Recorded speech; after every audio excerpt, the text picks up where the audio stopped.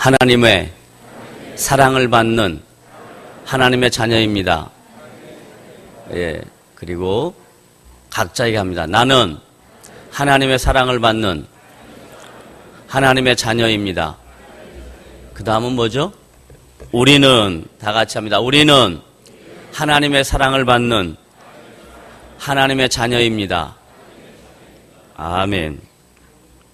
오늘은 로마서 2장 25절로부터 29절 말씀 함께 생각합니다. 사도 바울이 이 로마서를 기록할 때 성령께서 바울의 마음속에 교회가 세상과 구별돼야 하는 것, 그리고 새로 시작된 초대교회가 교회의 본질과 교회의 내용을 제대로 갖추어야 주님 오시는 그날까지 교회가 세상 속에서의 역할을 감당할 수 있다라고 생각하고 로마 교회 성도들에게 교회가 세상과 구별돼야 하는 내용과 이유를 설명합니다. 그리고 로마 교회 성도들이 그리스도 예수 안에서 하나님의 자녀가 된 것이 얼마나 놀라운 하나님의 일하심인가, 그리고 하나님의 축복인가, 이런 것들을 지적하려고 합니다. 왜냐하면 로마 교회 안에는 유대인 그리스도인과 이방인 그리스도인이 있다라는 얘기를 계속하고 있습니다. 왜 이 이야기가 중요하냐면 로마서에 대한 이해를 하려면 그 시대적 상황, 정황을 정확하게 이해해야 합니다. 여러분이 지금 이렇게 나와서 예배하는 것처럼 초대교회 로마 교회가 지금처럼 웅장한 건물이 있었던 것도 아니고 거의 대부분 가정에서 이렇게 예배를 드리게 되는데 많은 인원이 아니죠. 소수의 인원이라 한다 할지라도 그 예배 구성원들 가운데 유대인 그리스도인과 이방인 그리스도인이 같이 섞여 있습니다.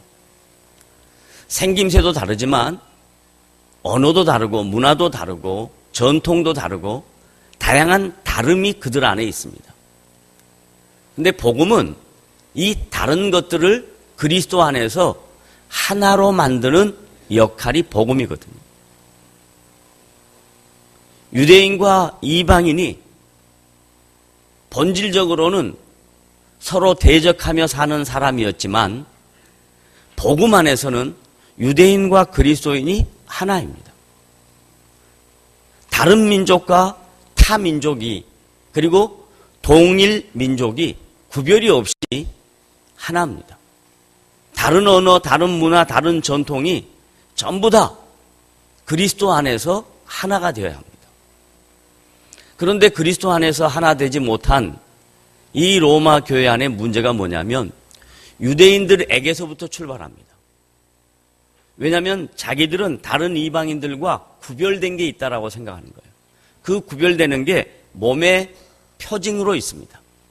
하나님의 선택된 언약 백성, 하나님의 선민이라고 하는 가치, 그것이 자신의 몸에, 특별히 남자들의 몸에 생식계 표피를 잘라내서, 그래서 나는 할례 받은 유대인이다 라고.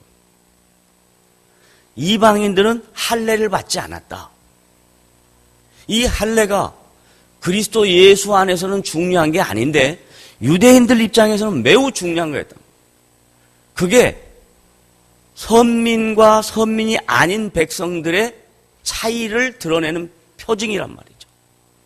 이 할례를 자꾸 자랑하는 거예요. 또 하나, 유대인들에게는 모세로부터 받은 율법이 있습니다. 이방인들은 자기들 나라의 법이, 성문법이 생기기 전에는 양심이라는 게 있었다라고 이야기했고, 성문법이 있었어도 그건 사람이 만든 거고, 유대인들에게 있는 법은 하나님이 직접 주신 법을 갖고 있는, 우리는 율법이 있는 백성이다라고 생각합니다.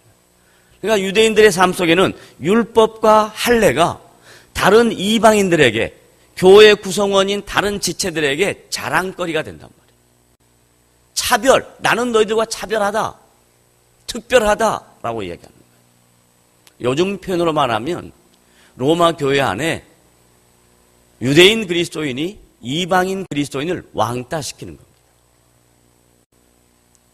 왕따를 당하면 왕따를 당하는 사람 입장에서 굉장히 불쾌하지만 왕따를 시키는 사람 입장에서는 쾌감을 갖습니다.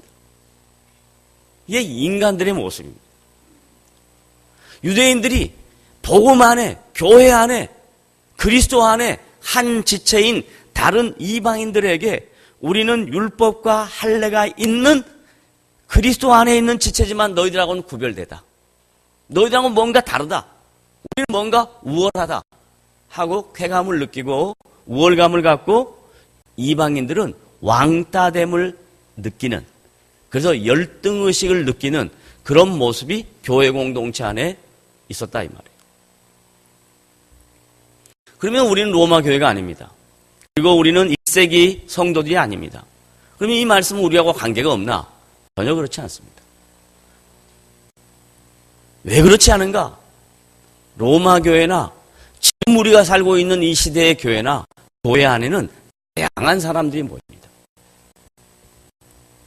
돈이 많은 사람, 돈이 없는 사람, 권력이 높은 사람, 권력이 낮은 사람, 학식이 많은 사람, 학식이 적은 사람, 다양한 사람이 모입니다. 그러면 이 다양한 사람들이 모여서 그리스도 안에서 하나됨을 스스로 확인해야 되는데, 많고 적음의 이 차이가 성도들 안에서 한쪽에서는 우월감과 한쪽에서는 열등감으로 교회 안에 자리 잡고 있다. 이것은 복음의 능력과 하나님이 교회를 통해서 일하려고 하시는 하나님의 일하심을 대적하는 사단의 괴력입니다. 사단의 꾀임입니다. 그래서 사도 바울이 로마 교회의 성도들에게 유대인과 이방인 사이에 있는 이 구별함, 이 차별됨, 이것을 정리해 주려고 이 말씀을 기록한 것이고, 이 말씀을 우리가 읽고 보고 듣는 우리들은 우리 시대에도 이런 차별의식이, 구별의식이 교회 안에 공존하고 있다. 그러니 말씀을 통해서 이 잘못된 가치관을 깨야 된다라는 이야기예요. 사단의 괴계를 대적해야 된다 이거예요. 사단은 기가 막히게 차별의식, 구별의식으로 인간에게 찾아와서 인간의 죄의 역사에 이 차별의식과 구별의식, 비교의식을 심어서 인간의 역사에 가장 큰 비극이 비교 때문에 생기는 겁니다. 차별 때문에 생기는 겁니다. 누구나 하나님이 창조한 모든 사람에게 하나님은 가치를 부여했습니다. 의미를 부여했습니다. 근데 사단은 뭐라고 와서 이야기했냐면, 아니야, 저 사람은 너보다 나아. 아니야, 너는 저 사람보다 못해. 하고 자꾸 우리를 부추깁니다. 그러면 그 사단의 괴계에 빠지기 시작하면 걷잡을 수 없이 하나님이 기뻐하지 아니하는 잘못된 길로 치닫습니다. 그 잘못된 길로 치닫는 자기 모습을 위장하기 시작합니다. 그 위장술이 늘어서 지금 우리의 현대인의 삶의 모습 속에는 그 위장술을 인생 내면의 가면이라 그러는 거예요. 겉으로는 전혀 그렇지 않은 것처럼 신사처럼 멋있는 사람처럼 행동하지만 그 안에 들어가면 그 안에 우리의 심령 안에 그리스도가 자리 잡아야 되는데 우리의 심령 안에 이 사단의 괴계에 빠져서 비교의식과 차별의식과 구별의식과 자기를 증명하고 싶은 것과 이런 모든 것들이 우리 안에 내재해 있다. 이것을 사도 바울은 로마 교회 성도들에게는 유대인과 이방인, 할례와 율법, 무할례와 율법이 없는 사람 이렇게 구별했지만 지금 우리 시대에는 그게 아니라 모두가 갖고 있는 차별의식, 비교의식, 이것을 어떻게 오늘 말씀으로 해결해야 하는가 하는 게 저와 여러분이 고민해야 될 내용입니다. 자, 먼저 유대인들에게 표징 두 가지 크게 뭐라 그랬죠? 할례와 율법. 그러면 할례는 어떻게 생겨났나 보자고요. 창세기 17장입니다.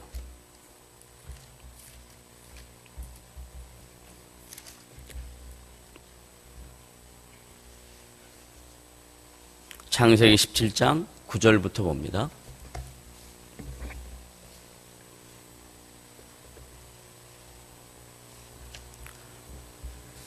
찾으셨으면 다 같이 함께 읽겠습니다. 시작. 하나님이 또 아브라함에게 이르시되 그런즉 너는 내 언약을 지키고 내 후손도 대대로 지키라. 너희 중 남자는 다 할례를 받으라. 자, 성경에 뭐라고 기록되어 있죠? 누구는 다 할례를 받으라? 남자는. 그래서 성경에 여자는 할례를 받지 않았기 때문에 여자들은 유대인에게 들어가지 않는가 이런 생각을 할 수 있는데 그게 아니라 이건 대표적인 수식어입니다. 남자가 할례를 받은 것은 그 남자에게 속한 여자도 할례 받은 것이다 라는 개념이에요. 그러니까 유대인들이 이해할 때 혈통적으로 아브라함의 후손이면 남자는 외형적인 표징으로 할례를 받고 여자는 남자에게 속했으니까 당연히 할례를 받은 것으로 그렇게 여기는 겁니다. 자, 너희 중 남자는 다 할례를 받으라. 그 다음 말씀 다 같이 중요합니다. 시작. 이것이 뭐예요? 할례가. 그 다음에 나는 누구예요? 하나님과 너희와 너희 후손 사이에 지킬 내 뭐다? 언약이다. 하나님이 아브라함의 자손들에게 하나님이 먼저 찾아가서 할례를 받아라 그랬어요. 그러니까 이스라엘 백성이 우리는 다른 이방 백성과 다른 표식으로 우리가 할례를 받겠습니다가 아니라 하나님이 먼저 이스라엘 백성에게 찾아오셔서 아브라함에게 찾아오셔서 너와 너희 후손이 나와 언약을 맺었는데 그 언약 맺은 표징으로 할례를 받아라. 그것을 보고 너희는 나의 백성인 것을 잊지 말아라. 이렇게 했습니다. 그러니까 할례는 언약 백성인 이스라엘 백성들이 받고 싶어서 자기들이 스스로 자원해서 받은 것이 아니라 하나님이 아브라함과 그의 후손들에게 난지 8일 만에 할례를 받아라 라고 명령하신 겁니다. 이건 하나님이 하나님의 백성에게 약속하심으로 말씀으로 언약하심으로 하나님이 표시를 준 것입니다. 그러니까 자랑거리가 아니죠. 유대인들이 생각할 때 이방인들은 할례가 없는데 우리는 할례를 받았으니까 이건 나의 자랑거리다. 이건 차별이다. 구별이다. 비교다. 이렇게 유대인들이 생각하는데 그게 아니라 내가 너에게 세운 이 언약은 내가 너희 백성들을 꼭 지키고 너희 인생들을 성실하게 인도하시겠다는 하나님의 약속인 것뿐인데 그 할례를 자꾸 다른 이방인과 구별시키는 도구로 전락시켜버렸다 이 말이에요. 하나님이 주신 선물인데 이게 우리에게는 어떻게 적용되냐면요. 우리가 예수 믿고 하나님의 자녀가 된 것 특권입니다. 그런데 이 모든 것이 내가 예수 믿겠다. 내가 시작해서 신앙생활 했다면 그게 자랑거리예요. 그런데 예수 믿고 하나님의 자녀가 되고 하나님의 권세가 되는 특권을 누린 이 모든 것은 나로부터 출발한 것이 아니라 하나님께서 성령을 통하여 우리에게 찾아오신 결과의 대가란 말이에요. 그래서 이건 은혜이지 자랑거리가 아니에요. 그래서 성경은 나의 나됨은 하나님의 은혜로다. 다 같이 따라합니다. 나의 나됨은 나의 자랑이라. 뭐라고요? 하나님의 은혜라. 하나님의 은혜라 이 말을 쉽게 설명하면 하나님께서 내 인생의 주인이 되시고 그분이 나에게 찾아오셔서 그분이 나의 인생에 찾아오신 그 순간부터 나의 인생을 마무리하는 그 시간까지 나와 함께 하시고 내 삶을 지켜주실 것이라는 것을 믿을 때 그게 하나님의 은혜라 고백하는 거예요. 하나님의 은혜라고 고백은 해놓고 내 인생 어떻게 될 것인가 맨날 걱정하고 고민하고, 이건 하나님의 은혜를 모르는 소치입니다. 하나님의 은혜가 한번 임하면 우리 전 평생에 그분의 은혜는 떠나지 않은 것을 믿으시기를 바랍니다. 하나님은 우리를 지키시는 분이에요. 그런데 이스라엘 백성은 이 하나님의 은혜를 모르고 하나님이 그들에게 허락한 하나님의 백성의 표시인 이 할례를 자꾸 자랑거리 삼단 말이에요. 너희는 없지? 에? 우리는 이런 거 있단 말이에요. 그 다음에 할례의 두 번째 의미는 생사의 갈림길입니다. 이 말이 무슨 말이냐? 난지 8일 만에 할례를 받으면 아이가 태어나서 8일 정도 되면 의학적으로 아직까지 신경이 예민하지 않다 합니다. 근데 요즘 아이들은 다릅니다. 그때 얘기입니다. 그때는 난지 8일 만에 할례를 받으라 라고 할 때에 8일까지는 아직 우리 신경의 미세한 세포가 반응을 잘 안 하는 때예요. 그러니까 할례를 돌칼로 해도, 비위생적인 돌칼로 표피를 잘라내도 문제가 없었단 말이에요. 그런데 재미나는 것은 누가 제일 먼저 할례를 받냐면 아브라함이 할례를 받아요. 근데 아브라함이 몇 세 때 할례를 받을까요? 아시는 분? 다 큰 소리로 몇 세 때 받을까요? 80 아니고 얼마? 99세. 그래서 가운이 조금 낫다. 99세에 할례를 받아요. 다른 말로 말하면 100세가 다 됐어요. 한 세기를 살았어요. 그러면 그 100세 된 사람이 돌칼로 할례를 받을 때 얼마나 많은 비위생적인 감염될 수 있는 그런 조건들이 많겠습니까? 할례를 받았다 이 말은 내 생명을 그분께 맡겼다라는 얘기예요. 그리고 하나님은 199세 된 아브라함에게 할례를 행할 때 너에게 비위생적이고 감염될 수 있는 이 모든 정황 내가 지킨다. 이게 전제되어 있는 거예요. 그러니까 할례는 난지 8일 만에 만약에 받았다면 생사의 문제가 아닌데 하나님이 아브라함에게 처음에 할례를 시행할 때 너는 생사의 갈림길을 나한테 맡겨라. 내가 너의 생사를 주관한다. 이런 뜻입니다. 그런데 그 내용을 놓치고 그 다음 아브라함의 후예들은 생사의 주관자가 하나님께 있다는 걸 놓치고 자기들이 받은 할례만 증명하고 자랑하고 그게 조건이 돼버렸단 말이에요. 그런데 약 2000년이 지난 시점에는 얼마나 더 했겠습니까?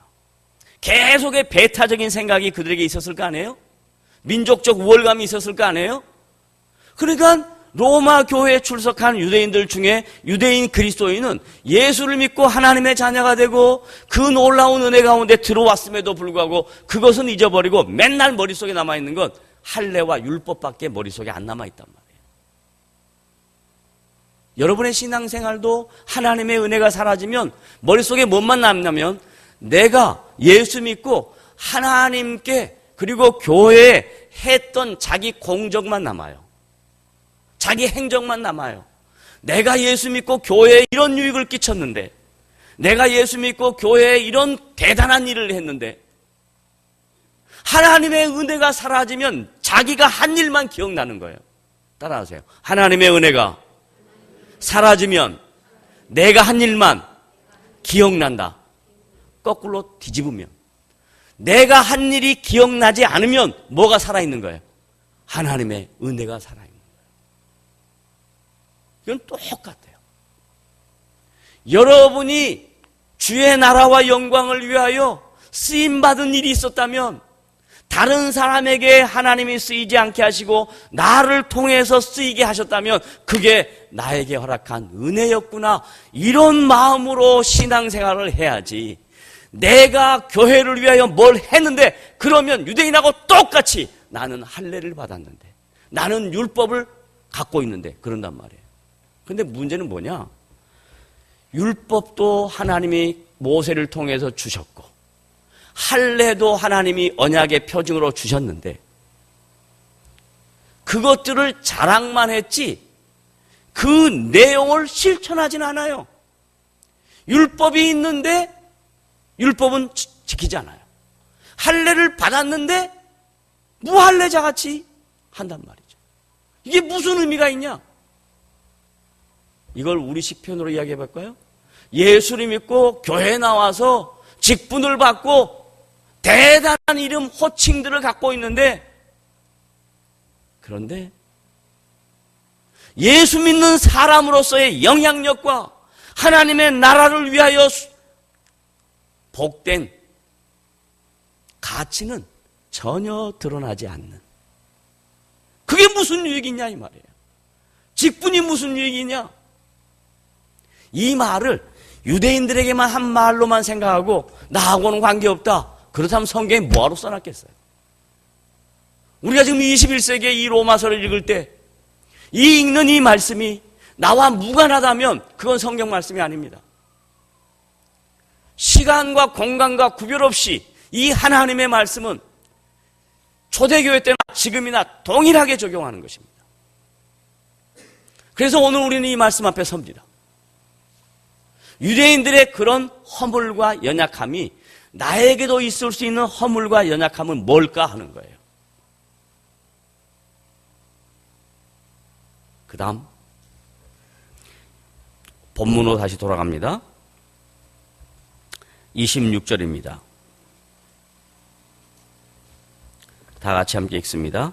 시작. 그런즉 무할례자가 율법의 규례를 지키면 그 무할례를 할례와 같이 여길 것이 아니냐. 반문하는 거예요. 무할례자, 이방인이에요. 근데 이방인이 만약에 너희들의 율법을 잘 지킨다면 너희들보다 훨씬 낫지 않은 사람이야. 거꾸로 지금 시대적 표현으로 이야기할게요. 예수를 믿지 아니하는 비그리스도인, 세상 사람, 우리가 그렇게 표현합니다. 그 사람들이 우리보다 바르게 산다면, 우리보다 정직하게 산다면, 우리보다 선한 영향을 끼친다면 성도들 너희들 뭐냐? 이 말이하고 똑같은 거예요. 아이러니한 것은요, 예수 믿고 신앙생활하는 사람들이 훨씬 사회에 악한 영향력을 끼치는 경우가 많습니다. 교회의 직분자들이 세상에 악영향을 끼치는 경우가 많습니다. 죄송합니다. 목회자를 비롯해서 장로님들이 교회의 영적 리더라고 합니다. 이분들이 지탄을 받습니다. 지탄 받는 거 여러 가지 이유가 있지만 그 중에 가장 중요한 게 뭐냐?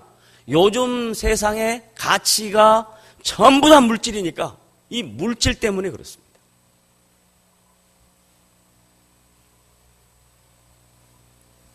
하나님께서 구약의 레위 지파를 세우실 때 그들에게 땅을 분배하지 않았습니다.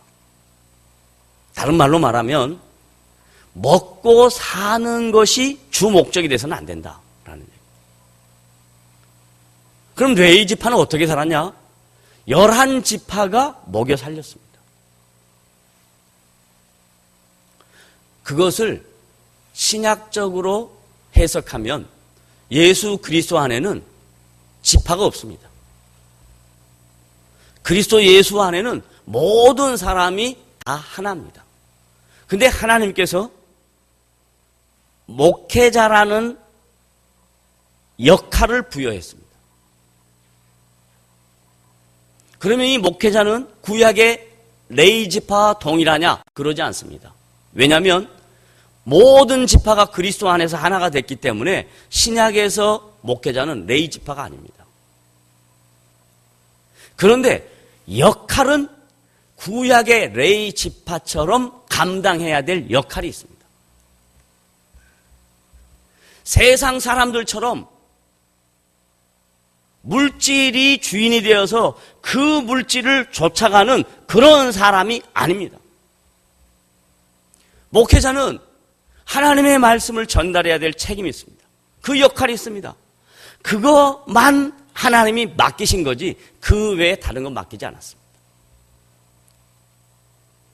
그런데 지금 작금의 우리 시대의 교회 목회자들은 교회가 전부 자기의 소유물로 착각을 합니다. 일면 이해는 갑니다. 어떻게 이해가 가냐? 성도들은요, 아무리 교회를 사랑해도 목회자만큼 교회를 사랑할 수는 없습니다. 성도들이 알고 있고 이해하는 것은 목회자가 알고 있고 이해하는 거하고는 게임이 안 됩니다. 비교가 안 됩니다. 그러나 그건 책임감이지, 그건 소유욕에서 나오는 권리가 아닙니다. 그런데 책임감은 안 하고 소유욕에서 나오는 권리만 주장한단 말이에요. 책임은 뭐냐? 내가 정말 말씀을 바로 증거하는가? 그 부분에 대해서 매번 순간순간마다 고민하고 갈등하고 연구하고 생각하고 준비해야 되는데 그건 안 합니다. 그건 안 하고 자기가 갖고 있는 모든 것, 내 것 지키기 위해서, 내 권리 찾기 위해서 그것만 연구합니다. 이제 목회자를 지적했으니까 장로님들 지적합니다. 장로님들은 세상에서 대부분 지위를 갖고 있는 분입니다. 사업을 하거나 직장 생활에도 어느 정도 중견기업의 이상, 중간 간부 이상 되는 분들입니다. 그런 분들은 다른 사람에게 영향력을 끼칠 수밖에 없는 사람들입니다. 제가 알고 있는 어떤 가정은 장로님 한 분에게 경제적인 손실과 인간적인 배반과 종교라는 이름으로 거짓을 일삼은 것 때문에 평생 마음에 한을 두고 교회하면 설레설레 아예 생각을 안 하려고 합니다. 그 한 영혼을 회복시키기 위해서 저는 정말 최선을 다해서 그 가정을 다양한 방법으로 섬겨보았습니다. 근데 그 상처, 그 아픔 치유가 안 됩니다. 그래서 어느 순간 제가 내려놨습니다. 어떻게 내려놨냐? 하나님이 하셔야지 사람이 사람으로 받은 상처 치유는 안 되겠습니다. 하나님이 하십시오. 그리고 그분께 맡겨드렸습니다. 10여 년을 제가 그 마음을 품고 섬겼습니다. 그런데 안 됩니다. 예수님 말씀합니다. 한 영혼을 실족해 했을 때 연자맷돌이라고 하는 것은 굉장히 무거운 것입니다. 다른 말로 말하면 그 심판은, 그 징계는 한 영혼이 천하보다 귀하기 때문에 천하를 죽어도 살 수 없을 만큼의 심판과 징계를 받는다는 거예요. 그런 책임의식으로, 그런 마음으로 내가 다른 주변 사람들에게 어떤 영향력을 끼쳐야 될 것인가 하는 생각을 하고 장로님들이 살면 한국교회는 이렇게 세상 사람들에게 지탄을 받지 않습니다. 사도 바울은 로마 교회가 로마 사람들에게 지탄을 받지 않게 하려고 유대인들 너희들의 할례와 율법이 자랑거리냐? 자랑거리가 아니다. 이방인들이 만약에 율법도 없고 할례도 안 받은 사람이 너희들보다 바르게 산다면 너희들 어떻게 할래? 그러면서 교회를 지킵니다. 그러면서 교회가 세상과 구별돼야 할 것을 설명합니다. 그리고 난 다음 27절에 다 같이 읽어봅니다. 로마서 2장 27절 시작.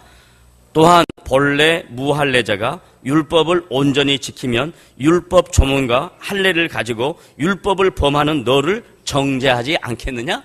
이건 뭔 말이냐면요, 유대인들에게 자랑거리는 율법과 할례라 그랬습니다. 그런데 너희 그걸 안 지켜. 근데 이방인들이 율법도 없어, 할례도 안 받았어. 그런데 너희들보다 더 잘 살아. 그러면서 너희들을 손가락질하면서 정죄한다. 이게 반복적인 표현이에요. 지금 우리가 살고 있는 이 시대는 IT 시대라고 하지 않습니까?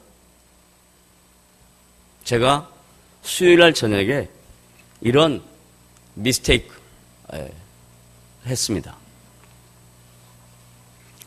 예배를 마치고 제 방에 들어가서 그 시간에 전화 올 사람이 있어서 전화를 딱 봤더니 뭐가 들어왔어요.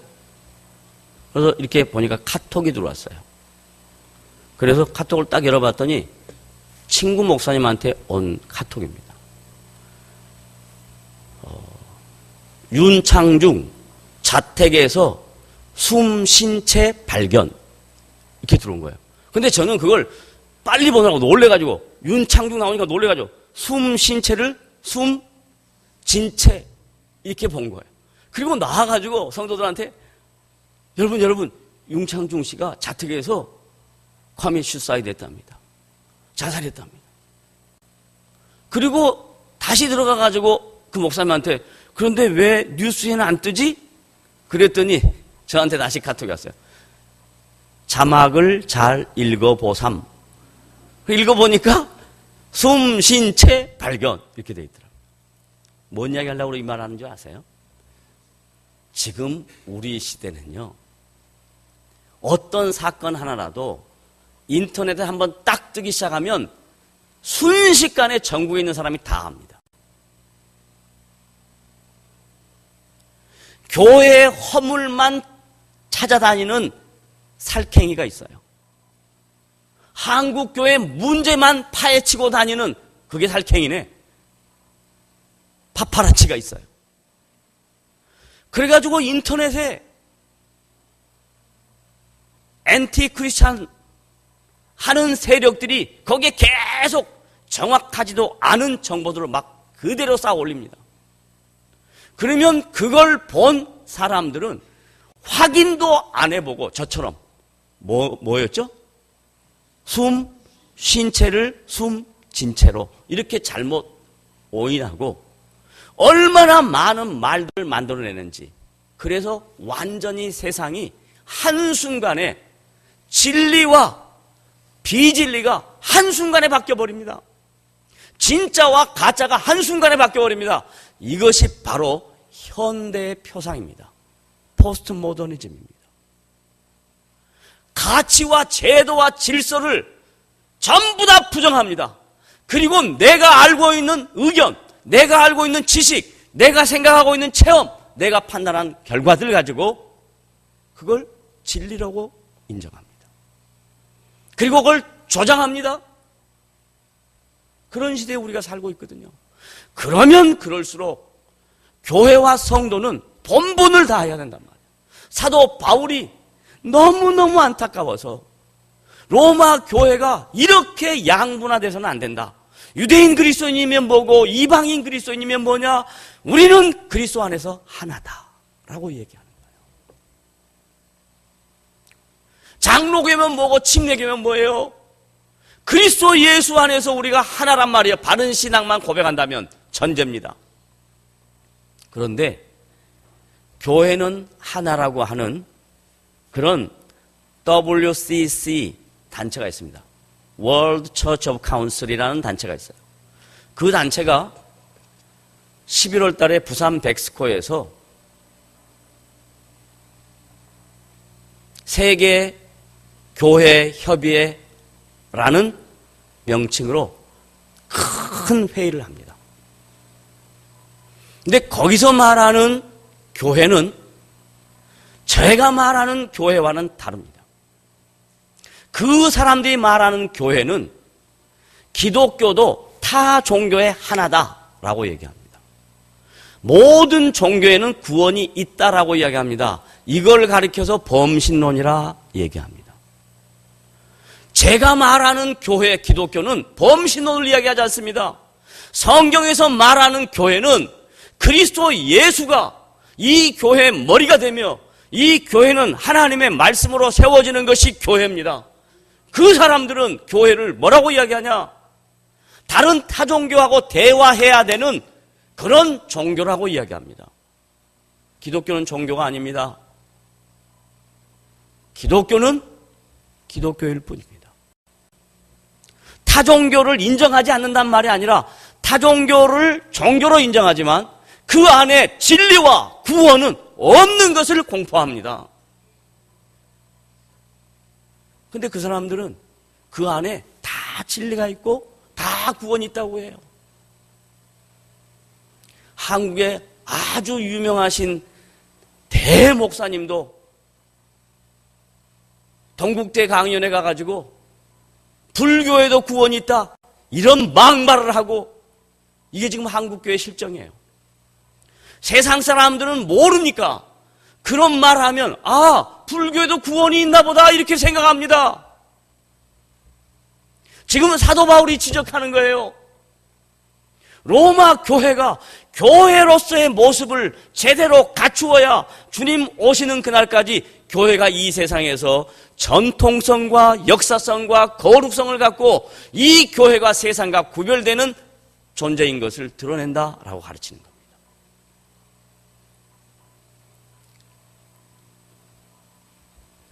29절로 갑니다. 28절로 갑니다. 다 같이 읽어봅니다. 시작. 무릇 표면적 유대인이 유대인이 아니, 표면적이란 말은 겉에 드러나는, 그 위로 표현하면 율법과 할례가 유대인이 유대인이 아니에요. 그 다음에 표면적 육신의 할례가 아니라 몸에 상처 낸 거 그것이 할례가 아니다 이 말이에요. 그럼 뭐냐? 29절 다 같이 시작. 오직, 다른 말로 말하면 다른 것은 없고 다만 이것뿐인, 그 다음 시작. 이면적 유대인이 유대인이며, 이면적 내면적인 것입니다. 이 내면이라는 말을 다른 말로 바꾸면 할례나 율법이 아니라 그리스도의 영으로 새로움을 받은 사람들을 가리켜서 내면적, 이면적 이렇게 이야기하는 겁니다. 이걸 고린도 교회 사도 바울은 어떻게 표현했냐? 고린도 후서 3장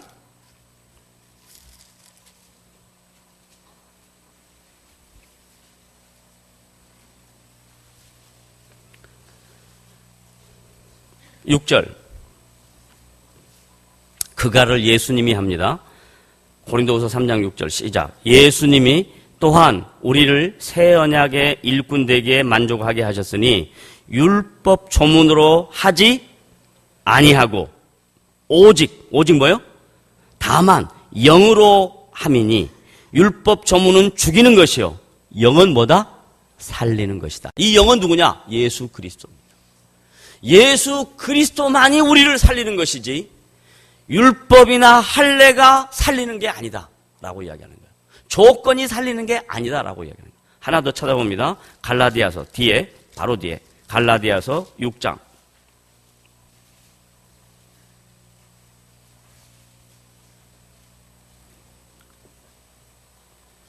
15절 찾았으면 다 같이 함께 읽습니다. 시작. 할례나 무할례가 아무것도 아니로되 오직 새로 지으심을 받은 것만이 중요하니라. 새로 지으심을 받은 것 누구를 통해서? 예수 그리스도를 통해서. 이것만이 중요하다. 이것만이 가치가 있다. 이것만이 의미가 있다라고 얘기합니다. 이제 그렇다면 이 모든 내용을 정리해 봤을 때 사도 바울이 로마 교회 성도들에게 진심으로 하고 싶었던 2장의 결론은 뭐냐? 그 다음 말씀입니다. 오직 이면적 유대인이 유대인이며 할례는 마음에 할지니 영에 있고 율법 조문에 있지 아니한 것이라. 그거 설명 다 했어요. 그 다음 다 같이 시작. 그 칭찬이 사람에게서가 아니요 다만 하나님에게서니라. 보세요. 모든 결과는 누구에 의해서 결정이 난다? 하나님에 의해서 결정이 난다. 로마 교회 성도들에게 너희들이 율법이나 할례를 가지고 너희들 입장에서 다른 이방인들한테 구별되고 차별되고 비교돼서 칭찬받고 싶고 우러러보고 싶은 것이 있느냐? 신앙생활은 사람에게서 칭찬받는 것이 아니다. 신앙생활은 사람에게 칭찬받는 것이 아니라 하나님에게서 칭찬받는 것이라고 바울이 로마교회 성도들을 지적합니다. 그렇다면 성도들은 누구에게 칭찬받는 걸 좋아한다?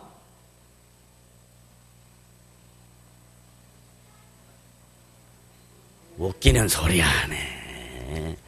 만약에 그렇다면 바울이 뭐하러 이 편지를 썼겠어요?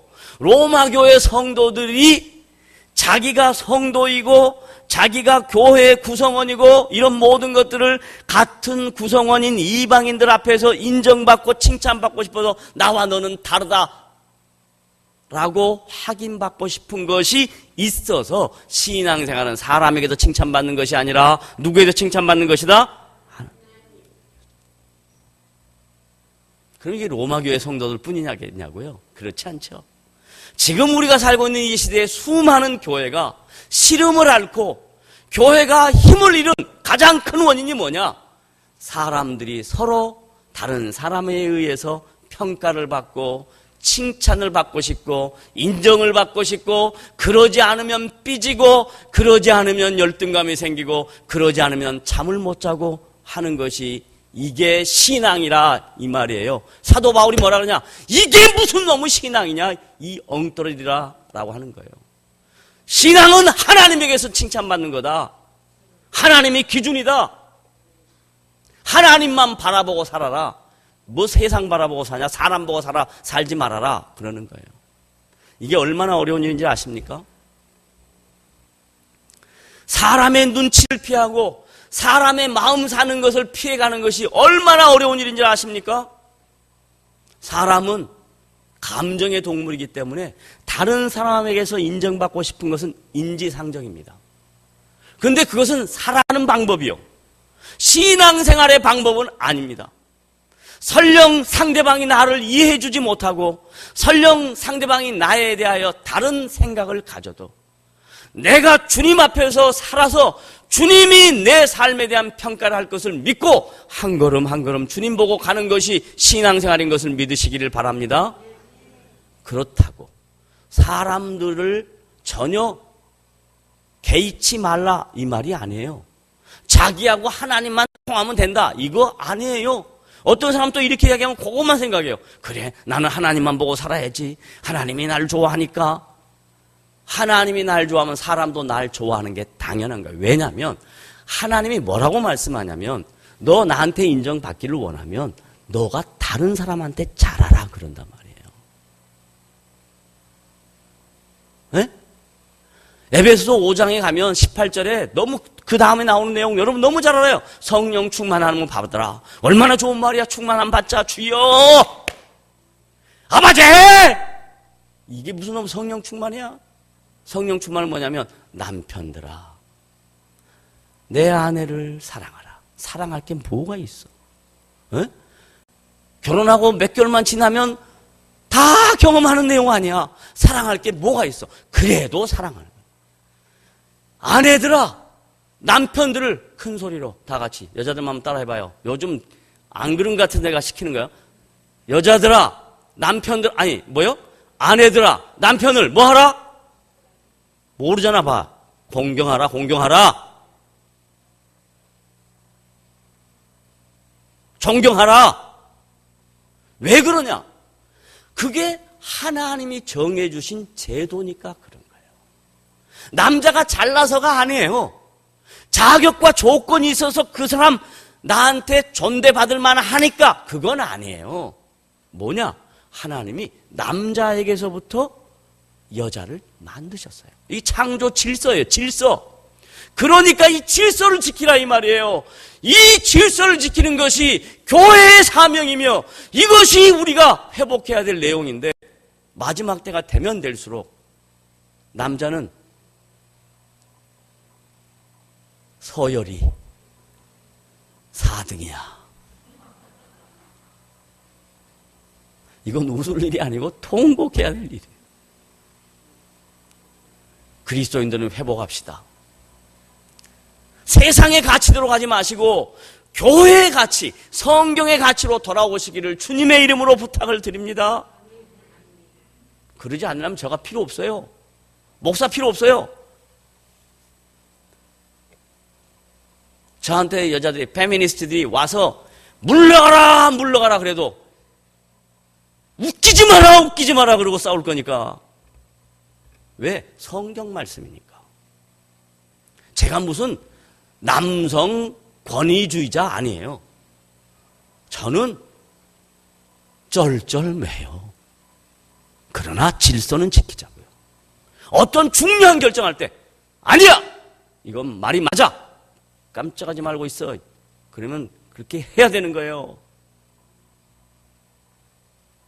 없으니까 하는 말이지만 있어도 똑같아.